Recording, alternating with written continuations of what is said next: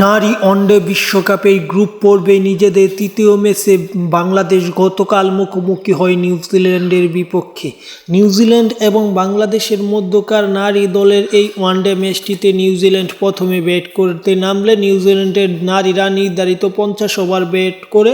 9 wicket হারিয়ে 227 run সংগ্রহ করে। 227 রানের মাঝে ব্রুক তিনি করেন 104 বলে 69 রান এবং ডিবিইন তিনি করেন 85 বলে 63 রান এবং দুইজনের এই পার্টনারশিপটাই ম্যাচটাতে নিউজিল্যান্ডকে জয় ছিনিয়ে আনতে সাহায্য করে এবং বাংলাদেশ পুরুষ দলে ইদানিং 228 রানের টার্গেটে ব্যাট করে জিততে পারছে না, সে হিসেবে এই মহিলারা কেমন জিতবে এমনই সমীকরণ দাঁড়ায়। এমন সমীকরণ দাঁড়িয়ে 80 আগেই বাংলাদেশের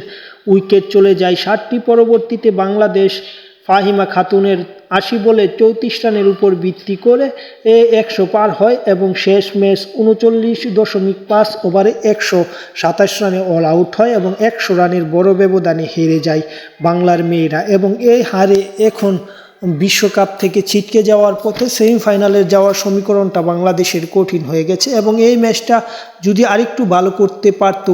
বোলিং লাইন আপটা এবং ব্যাটিং লাইন আপও আরেকটু ভালো করতে পারলে হয়তো ম্যাচটা জিতা অসম্ভব কিচ্ছু ছিল না।